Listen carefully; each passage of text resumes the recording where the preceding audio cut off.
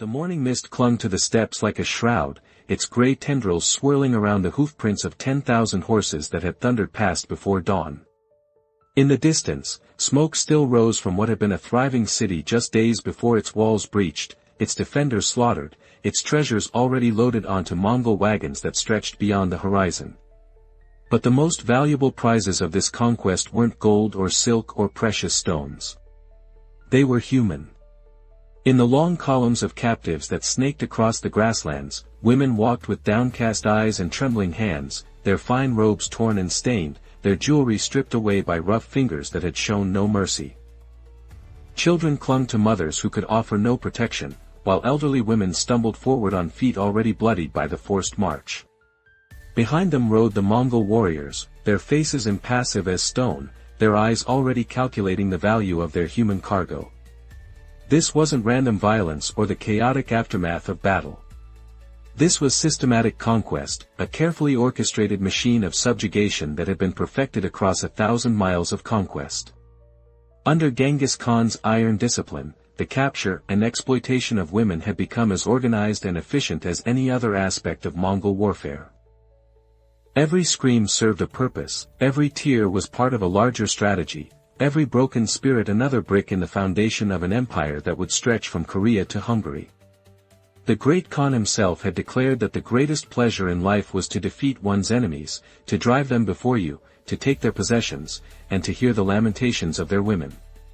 But even he might have been surprised by the systematic cruelty his followers would develop, the industrial scale of suffering they would inflict, and the generations of trauma they would leave in their wake.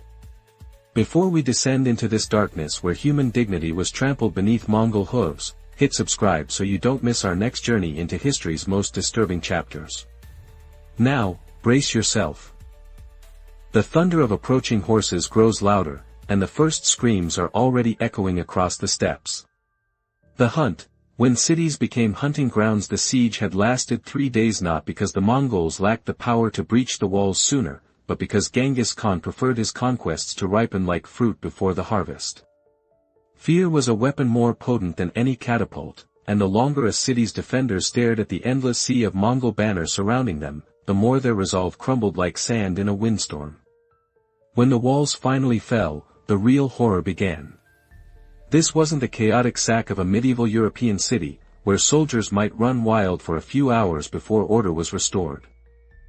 This was organized predation, a systematic hunt where every Mongol warrior knew exactly what was expected of him and what prizes awaited those who performed their duties with exceptional cruelty. The women of the conquered city had no way of knowing that their fate had been decided long before the first arrow flew. Mongol intelligence networks, more sophisticated than anything Europe would develop for centuries, had already catalogued the city's wealth, its defenses, and most importantly, its female population. Merchants, spies, and diplomatic envoys had walked the streets for months, noting which households contained beautiful daughters, which noble families might produce valuable hostages, which craftswomen possessed skills that could be exploited. The selection process began immediately after the walls were breached. Mongol officers, their armor still splattered with the blood of the city's defenders, moved through the streets with the methodical precision of farmers sorting grain. Young women were separated from the old, the beautiful from the plain, the noble from the common. Each category would face a different fate, but none would escape the machine of exploitation that Genghis Khan had perfected through decades of conquest. The most beautiful were marked for the Khan's personal attention or for his most favored generals. These women, often daughters of kings or nobles, faced a special kind of torment. They would be kept alive and relatively unharmed, but only so their suffering could be prolonged and their humiliation maximized. They would watch their families slaughtered, their cities burned, their entire worlds destroyed, all while knowing they were being preserved for fates that might make them envy the dead. Skilled craftswomen, weavers, embroiderers, jewelers were identified and separated for transport to Mongol territories where their abilities could be exploited. These women faced the unique torture of being forced to create beauty while living in conditions of absolute degradation. Their nimble fingers, once used to create art for their own people, would now serve their conquerors, every stitch a reminder of their lost freedom. But the vast majority of captured women fell into a third category, those deemed suitable only for immediate use and disposal. These women, often the wives and daughters of common soldiers and craftsmen, faced horrors that chroniclers of the time struggled to describe without their ink seeming to catch fire on the page. The Mongol army moved like a plague of locusts, consuming everything in its path and leaving nothing but devastation behind. But unlike locusts, they were selective in their destruction, carefully preserving what could be useful while systematically destroying what could not. Women were evaluated like livestock, their worth calculated in terms of their potential contributions to Mongol power and pleasure. The psychological warfare began immediately. Captured women were forced to watch as their male relatives were executed in increasingly creative ways. Fathers were flayed alive while their daughters looked on. Brothers were trampled by horses while their sisters were held with their eyes forced open. Husbands were slowly dismembered while their wives were made to count each severed limb. This wasn't random cruelty, it was calculated terror designed to break the spirit before the body was broken. The Mongols understood that a woman who had watched her family's destruction would be less likely to resist, less likely to attempt escape, and more likely to accept whatever fate awaited her. The trauma served as invisible chains more effective than any iron shackles, binding the captives to their captors through the shared experience of horror that could never be forgotten or forgiven. The march from the conquered city was itself a form of torture designed to separate the strong from the weak, the valuable from the expendable.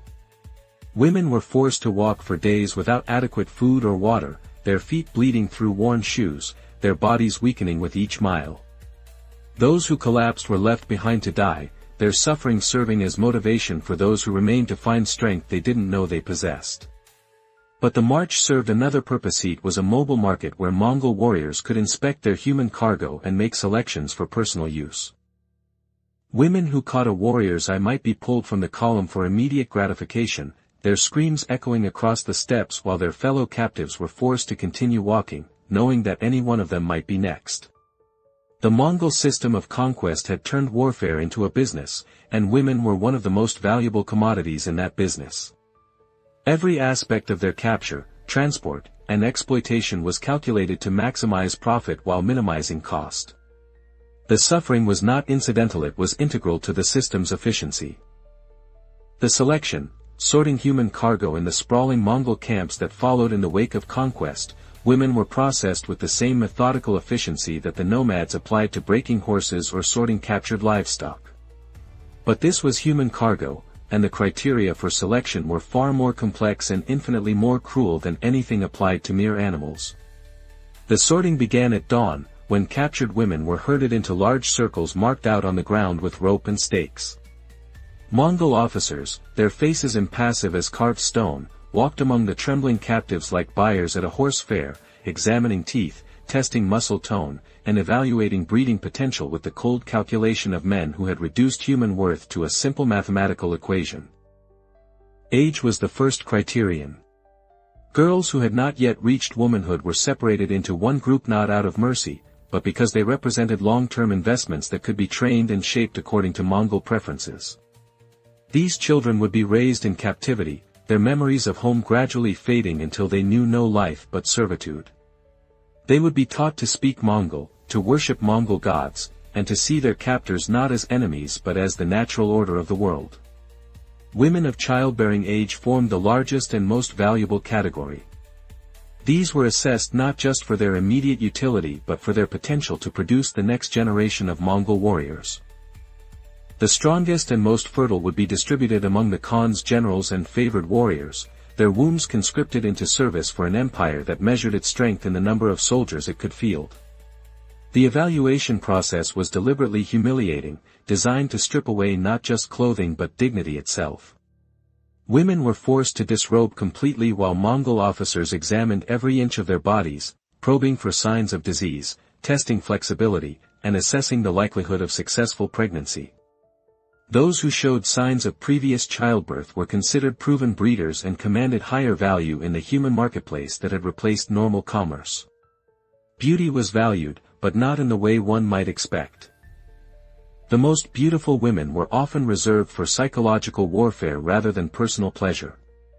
They would be displayed in cages outside conquered cities, their degradation serving as a warning to other populations about the fate that awaited resistance. Their beauty became a weapon turned against their own people, a reminder that even the most precious things could be captured and corrupted by Mongol power. Skills were catalogued with the precision of a military inventory. Women who could read and write were identified for use in administration. The Mongol Empire, despite its reputation for barbarism, was actually a sophisticated bureaucratic machine that required educated personnel to function. These literate captives would find themselves in a unique position of being forced to document their own people's destruction, their literacy becoming a tool for their captors' record-keeping. Craftswomen faced a different kind of selection process. Their hands were examined for the calluses that indicated specific skills, the particular patterns that marked a skilled weaver, the finger strength that identified an experienced embroiderer, the steady hands that revealed a talented jeweler. These women would be transported to Mongol territories where they would spend the rest of their lives creating luxury goods for their captors, their artistic abilities enslaved to serve the very people who had destroyed their homes. Religious women, nuns, priestesses, and other spiritual figures were identified for special treatment that combined practical exploitation with symbolic destruction. These women, who had dedicated their lives to serving their gods, would be forced to participate in rituals that violated everything they held sacred. Their spiritual authority would be perverted and used to legitimize Mongol rule, their religious knowledge twisted to serve their captors' political needs. The selection process also identified women who might serve as examples to others. Those who showed signs of leadership or resistance were marked for public punishment that would demonstrate the futility of defiance. These women would face torment specifically designed to break their spirit in front of other captives, their suffering serving as a lesson about the consequences of maintaining hope or dignity in the face of Mongol power. Pregnant women faced a particularly cruel evaluation. Those in early pregnancy might be kept alive to bear children who would be raised as Mongols, their offspring becoming soldiers for the empire that had enslaved their mothers. Women in late pregnancy were often killed immediately. Their unborn children were considered potential enemies, and the Mongols had learned that it was easier to prevent rebellion than to suppress it. The elderly were generally considered worthless except as objects of psychological warfare. Grandmothers and great-aunts were often tortured in front of younger women, their suffering designed to break the spirits of those who might still have value. The message was clear: age brought no respect, experience commanded no mercy, and the wisdom of years meant nothing to conquerors who measured worth only in terms of immediate utility. The sorting process could take days, during which the captive women were kept in conditions designed to weaken their resistance while preserving their basic health. They were given just enough food to prevent starvation, just enough water to avoid dehydration, and just enough shelter to keep them alive for whatever fate awaited them. The uncertainty was itself a form of torture, not knowing whether the next selection would bring death, slavery, or something worse. The breaking, systematic destruction of identity. Once the selection was complete, the real work began: the systematic destruction of everything that made these women who they were. The Mongols had learned through decades of conquest that physical subjugation was only the beginning. True control required the complete erasure of identity, the replacement of self with servitude, the transformation of human beings into tools that would serve their captors without question or hope of rebellion. The process began with the destruction of names. Each captive woman was assigned a number or a functional designation that replaced the name her parents had given her, the name that connected her to family, culture, and personal history. A woman who had been called beloved daughter, or morning star, in her native tongue would now answer only to Weaver 7, or Breeder 12. The psychological impact was immediate and devastating. Without a name, a person began to lose their sense of self, their connection to their past, their hope for a future that might restore their humanity. Language was the next target for systematic destruction. Captive women were forbidden to speak their native tongues, beaten severely for using words that connected them to their lost homes. They were forced to learn Mongol phrases, commands they must obey, responses they must give, words that would gradually replace their mother tongue until they could no longer think in the language of their birth. This linguistic genocide was particularly cruel because it severed the last connection to their cultural identity, leaving them unable to pass their heritage on to any children they might bear in captivity. Religious practices were not just forbidden but perverted. Women who had worshipped Christ were forced to participate in shamanistic rituals that violated everything they believed sacred. Buddhist nuns were compelled to eat meat and drink alcohol, their vows of purity turned into instruments of degradation. Muslim women were made to handle pork and consume wine, their dietary laws transformed into tools of psychological torture. The goal wasn't just to prevent religious practice but to force participation in acts that would damn the women according to their own beliefs. Cultural dress and customs were systematically eliminated. Traditional clothing was burned in front of the captives, replaced with rough Mongol garments that marked them as property rather than people. Hair was cut or shaved in patterns that would have been shameful in their home cultures, their appearance altered to remove any trace of their former identity. Jewelry, makeup, and other markers of cultural belonging were stripped away, leaving the women looking like strangers even to themselves. Family bonds were deliberately severed through a process of calculated separation and forced betrayal. Mothers were separated from daughters, sisters from sisters, friends from friends. But worse than separation was the forced participation in each other's degradation. Women were compelled to watch their daughters being violated, to assist in their mother's torture, to compete with their sisters for scraps of food or moments of mercy. These forced betrayals created wounds that could never heal, guilt that would poison any relationships that might provide comfort or strength. The Mongols understood that hope was the enemy of control, so they developed sophisticated methods for destroying it systematically. Captive women were given false information about rescue attempts, told that their cities had forgotten them, shown forged letters claiming their families had moved on without them.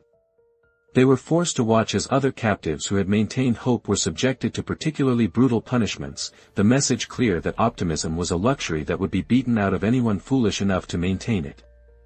Sexual degradation was used not just for the physical pleasure of the captors but as a tool for psychological destruction. Women were forced to participate in acts that violated their cultural taboos, their religious beliefs, and their personal dignity.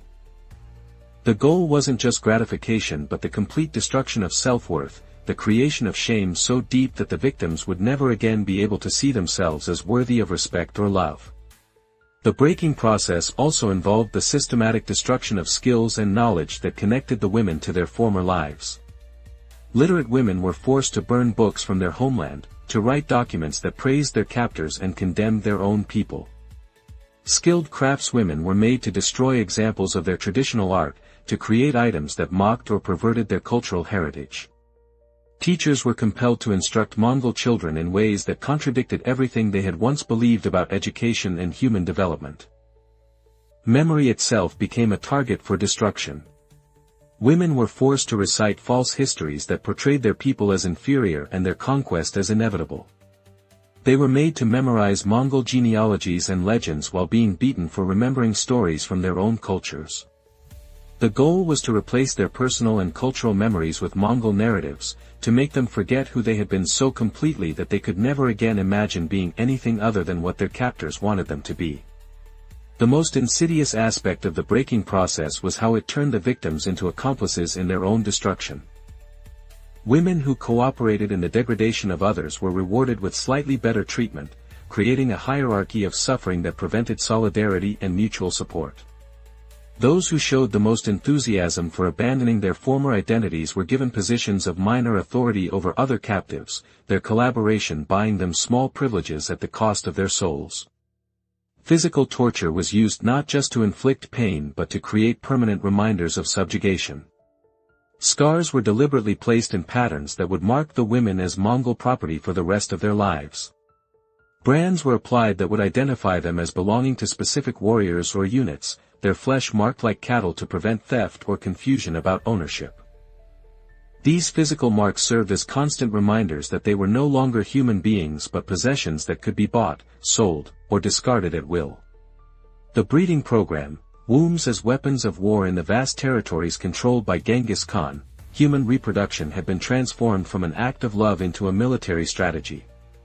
The Great Khan had declared that the ultimate victory over an enemy was not just to kill their warriors but to replace their bloodlines entirely, to populate their lands with Mongol children who would grow up knowing no loyalty except to the empire that had created them. The women selected for the breeding program faced a fate that was simultaneously more and less merciful than immediate death. They would be kept alive, fed adequately, and protected from the worst excesses of violence, but only because their bodies had been conscripted into service as weapons of demographic warfare. Their wombs would become factories for producing the next generation of Mongol warriors, their maternal instincts perverted into tools of conquest. The program operated with the efficiency of a well-managed livestock operation. Women of proven fertility were housed in special compounds where their health and nutrition were carefully monitored. They received better food than other captives, not out of kindness but because malnourished mothers produced weak children who were useless to the Mongol war machine. Medical attention was provided to ensure successful pregnancies and safe deliveries, the same care that might be given to valuable breeding mares. The psychological torture of the breeding program was perhaps more devastating than its physical demands. These women were forced to bear children knowing that their sons would be raised as Mongol warriors who might one day conquer their mothers' homelands. Their daughters would face the same fate as breeding stock, continuing the cycle of exploitation into future generations. The maternal love that should have been their greatest joy became their deepest torment. The selection of fathers was as calculated as every other aspect of the program. High-ranking Mongol warriors were assigned to the most valuable women, their genetic contributions carefully planned to produce children with the best combination of physical strength, intelligence, and loyalty to the empire. The women had no choice in these pairings. They were breeding stock, and their preferences were as irrelevant as those of cattle being led to stud. The children born from these forced unions faced their own unique torments. Boys were separated from their mothers at an early age and raised in Mongol military schools where they learned to despise the peoples their mothers came from. They were taught that their mothers' cultures were inferior, that their fathers' conquest had been a blessing, and that their highest purpose was to continue the expansion of Mongol power. The psychological manipulation was so complete that many of these children grew up to become enthusiastic participants in the conquest of their mothers' homelands. Girls born into the breeding program were evaluated for their potential value as future breeding stock. The most promising were raised with slightly better treatment, educated in basic skills that would make them more valuable when they reached reproductive age. But they were never allowed to forget that their primary purpose was to produce the next generation of Mongol children, their entire existence reduced to their reproductive capacity. The women in the breeding program were forced to compete with each other for the minor privileges that might make their lives slightly more bearable. Those who produced healthy sons received better food and housing. Those who bore multiple children were given small luxuries that others could only dream of. This competition prevented solidarity and mutual support, keeping the women isolated in their suffering and focused on individual survival rather than collective resistance. The program also served as a form of psychological warfare against the conquered populations. The sight of their women bearing Mongol children was a constant reminder of their defeat and subjugation. The knowledge that their bloodlines were being systematically replaced created a despair that was more effective than any military occupation in preventing rebellion and maintaining control. Pregnancy itself became a form of imprisonment more effective than any physical chains. Pregnant women could not run, could not fight, and could not risk the dangerous actions that might lead to escape. Their unborn children became hostages that ensured compliance, their maternal instincts turned against them to guarantee cooperation with their captors' demands. The medical aspects of the breeding program revealed the Mongols' sophisticated understanding of human reproduction. They had learned to identify the most fertile women, to time pregnancies for optimal outcomes, and to provide the minimal care necessary to ensure successful births. This knowledge was applied with the same cold efficiency that characterized all aspects of Mongol conquest, human reproduction reduced to a technical problem to be solved through proper management. The psychological impact on the women extended far beyond their years of active breeding. Those who survived to see their children grown faced the ultimate torture of watching their sons become the very monsters who had destroyed their original families. The love they felt for their children was poisoned by the knowledge of what those children had become, maternal affection transformed into a source of constant pain and guilt. The concubine system, luxury built on suffering within the great felt palaces of Mongol nobles, a different kind of hell existed, one disguised as luxury but built on foundations of systematic sexual exploitation and psychological torture. The concubine system that developed under Genghis Khan's rule represented the pinnacle of organized sexual slavery, a sophisticated hierarchy of human degradation that served both practical and symbolic purposes in the expanding empire. The most beautiful and accomplished women from conquered territories were selected for this system, their beauty and skills making them valuable enough to preserve but never valuable enough to be treated as human beings. They were living trophies, their presence in Mongol households serving as constant reminders of conquest and symbols of their captors' power over life, death, and everything in between. The selection process for concubines was even more rigorous than that for the breeding program. Beauty was essential, but so were intelligence, artistic skills, and the kind of refined mannerisms that could only come from noble birth. These women were chosen not just for sexual gratification but as status symbols that demonstrated their owner's sophistication and power. A Mongol general who possessed a Chinese princess or a Persian poet as a concubine was displaying his success in conquest and his ability to possess the finest things from the civilized world. The training process that transformed captured noblewomen into concubines was a masterpiece of psychological manipulation designed to break their spirits while preserving their usefulness. They were taught to speak Mongol with perfect pronunciation, to perform traditional Mongol dances, and to participate in shamanistic rituals that violated their religious beliefs. But they were also required to maintain their original skills, their ability to read and write, their knowledge of music and poetry, their understanding of courtly manners, because these abilities were part of what made them valuable. The daily life of a concubine was a constant balance between privilege and degradation. They lived in luxury compared to other captives, with fine clothing, adequate food, and comfortable quarters. But they were never allowed to forget their status as property. They could be given away as gifts, sold to other nobles, or killed on a whim. Their comfort existed only at their owner's pleasure and could be withdrawn at any moment for any reason or no reason at all. The psychological torture of the concubine system was particularly sophisticated because it used the women's own intelligence and sensitivity against them. Unlike other captives who might find some protection in numbness or despair, concubines were required to remain alert, responsive, and emotionally available to their captors. They had to simulate affection for the men who had destroyed their families, perform pleasure for those who had caused them unimaginable pain, and maintain an appearance of contentment while their souls were slowly dying. The hierarchy within the concubine system created additional layers of suffering. Senior concubines, those who had survived longest or produced male children, held authority over newer arrivals. This created a system where the victims became complicit in their own oppression, forced to participate in the breaking of other women in order to maintain their own precarious positions. The psychological damage of being forced to inflict suffering on others was often more devastating than enduring it themselves. Competition among concubines was deliberately encouraged as a method of control. They were made to compete for their master's attention, for better quarters, for the privilege of bearing his children. This competition prevented solidarity and mutual support, keeping the women isolated in their suffering and focused on individual survival rather than collective resistance. The system turned potential allies into rivals, ensuring that no group of concubines could ever unite against their captors.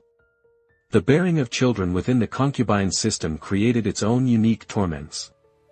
Unlike women in the breeding program, concubines who became pregnant faced the possibility that their children might be acknowledged and raised with some status within Mongol society. This hope became a form of torture, as mothers were forced to watch their children being shaped into the image of their captors, their parental love used as a weapon against them to ensure continued compliance. The education of concubines' children was particularly cruel. Boys who showed promise might be raised as Mongol nobles, but only if they completely rejected their mother's heritage and embraced their father's culture. Mothers were forced to watch their sons learn to despise everything they represented, to see their own flesh and blood transformed into enthusiastic supporters of the system that had enslaved them. The concubine system also served important political functions within the Mongol Empire. Concubines from different conquered territories served as living libraries of cultural knowledge that could be exploited for administrative and military purposes.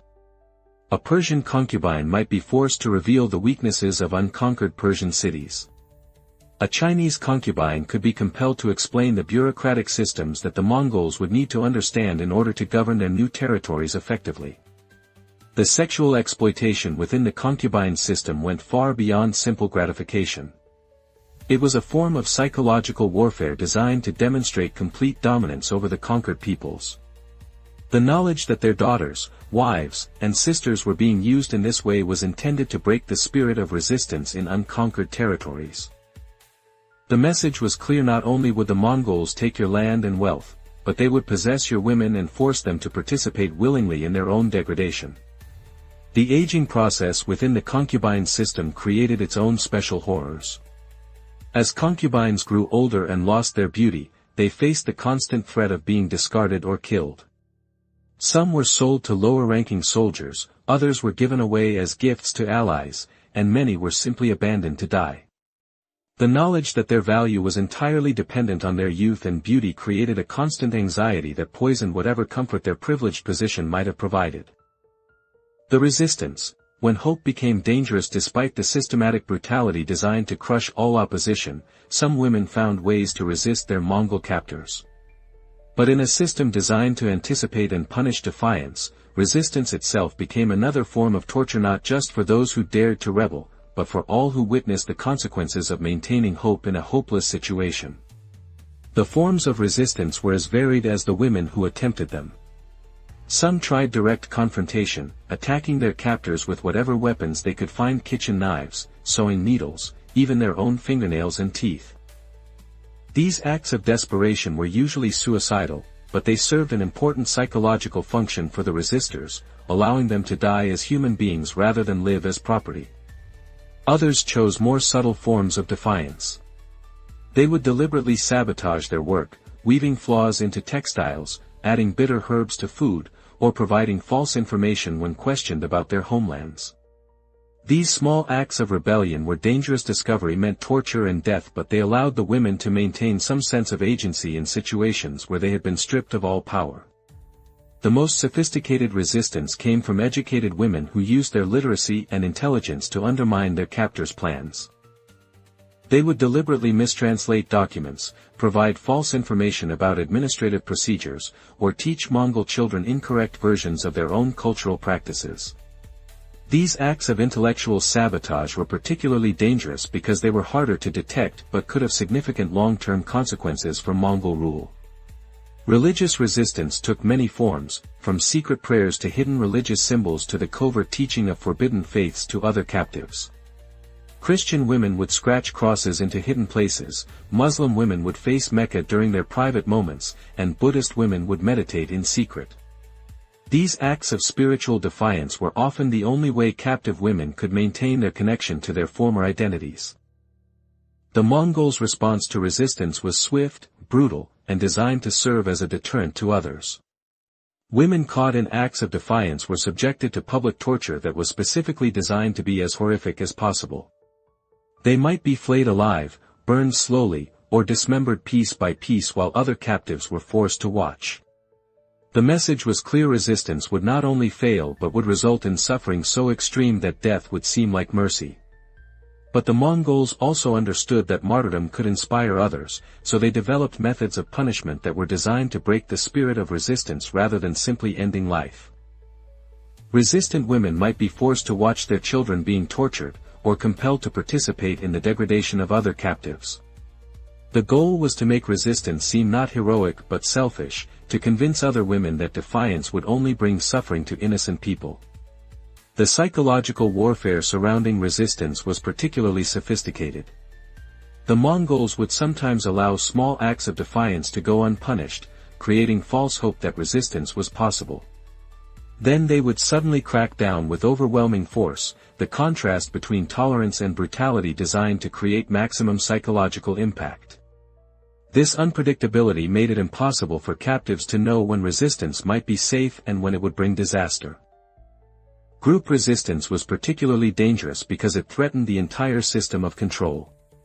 When women attempted to organize collective action, escape attempts, work strikes, or coordinated sabotage, the Mongol response was designed to destroy not just the resistance but the possibility of future cooperation. Suspected leaders were tortured in front of the group, their suffering designed to demonstrate the futility of organization and the danger of trusting others. The most heartbreaking form of resistance was maternal mothers who tried to protect their children from the system that sought to corrupt them. These women would attempt to teach their children about their original culture, to maintain family bonds despite separation, or to shield their offspring from the worst aspects of Mongol indoctrination. But the system was designed to turn children against their mothers, and these acts of maternal love often resulted in the complete loss of the relationships they were meant to preserve.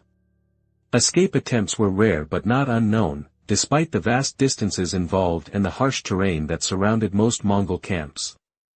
Women who attempted to flee faced not only the physical challenges of crossing hostile territory without supplies or guides, but also the knowledge that recapture would result in torture so severe that it would make their previous suffering seem mild by comparison.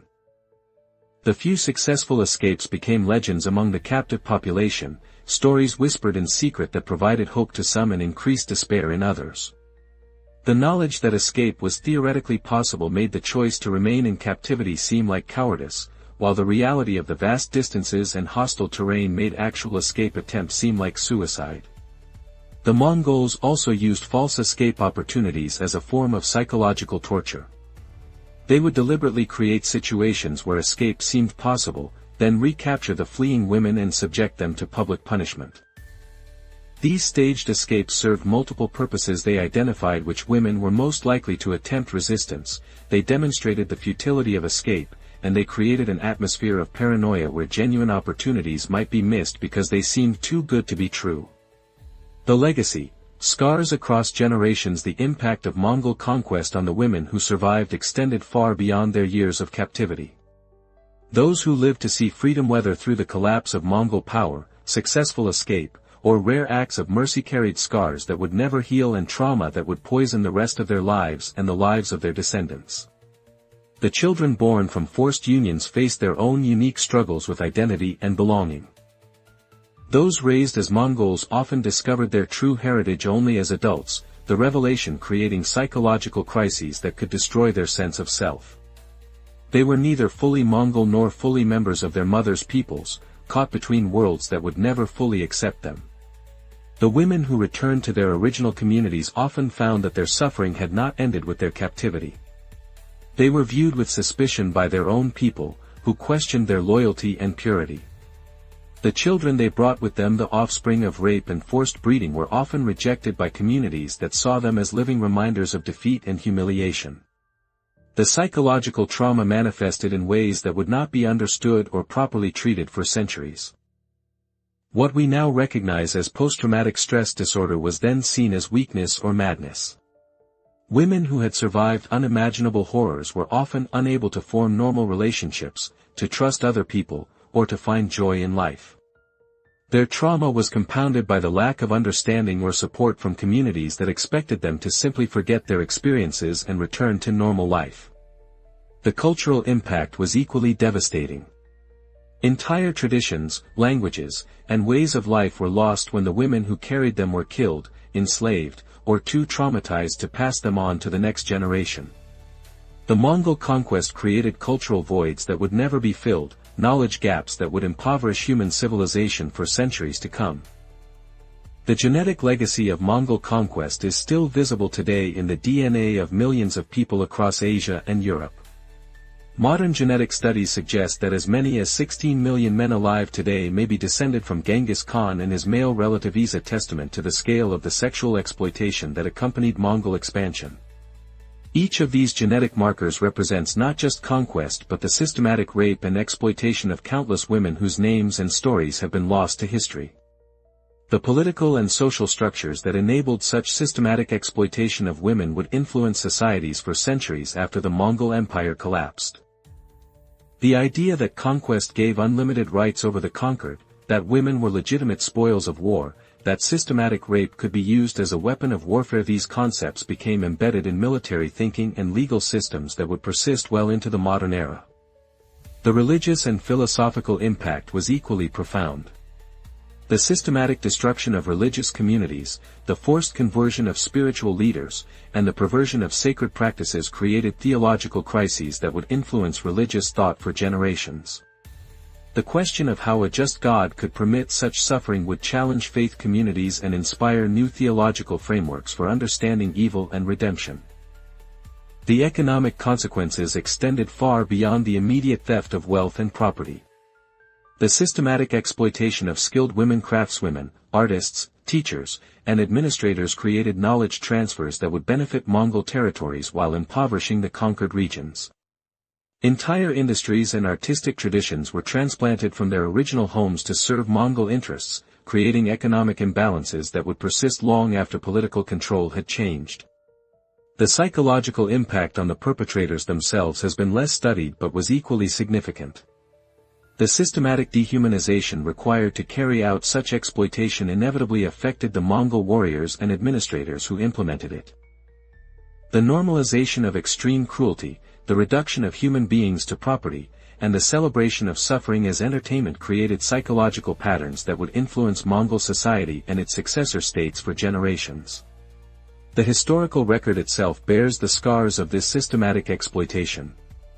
Most of the women who suffered under Mongol rule left no written accounts of their experiences. They were illiterate, or their writings were destroyed, or their stories were considered unworthy of preservation by male chroniclers who focused on military and political events.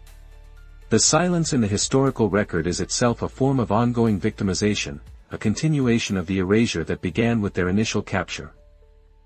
As we emerge from this journey into one of history's darkest chapters, we must confront the uncomfortable reality that the systematic exploitation of women during warfare was not unique to the Mongols.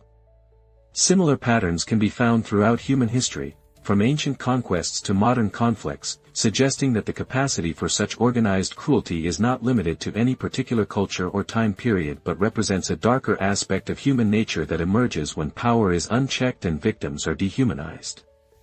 The women who suffered under Genghis Khan's expansion were not statistics or footnotes in the grand narrative of empire building.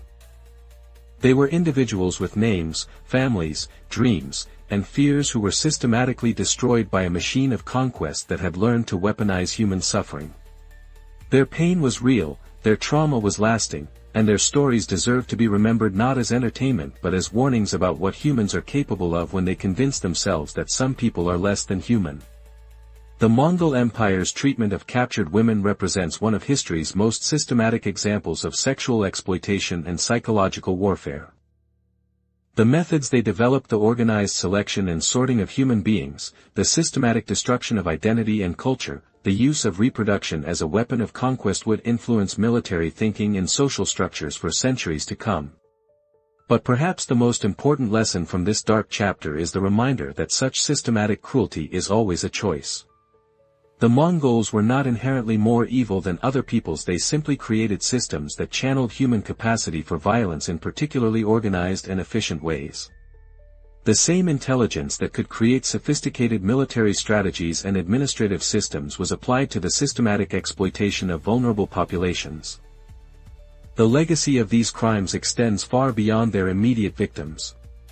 The trauma was passed down through generations, the cultural destruction created voids that could never be filled, and the normalization of such cruelty influenced attitudes toward women and warfare that persist in various forms today.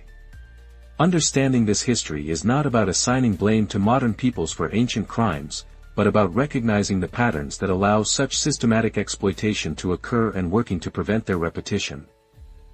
So tell us, what aspect of this systematic exploitation do you find most disturbing? The organized nature of the selection process, the deliberate destruction of identity and culture, the use of reproduction as a weapon of war, or the long-term impact on survivors and their descendants? How do these historical patterns relate to modern forms of exploitation and abuse? Share your thoughts in the comments below. And if this exploration into one of history's most systematic examples of gender-based violence has opened your eyes to the depths of organized cruelty, hit that subscribe button so you don't miss our next journey into the shadows of the past.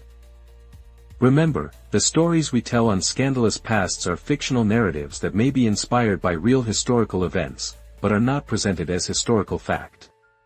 Until next time, remember that the true measure of any civilization is not found in its military conquests or territorial expansion, but in how it treats the most vulnerable members of society.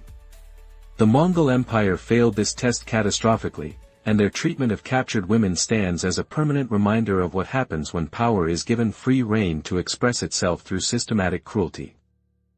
The steppes may be quiet now, but the lessons they teach us about human nature echo across the centuries, warning us that the capacity for such organized exploitation lies dormant in every society, waiting for the right combination of opportunity, justification, and unchecked power to awaken it once again.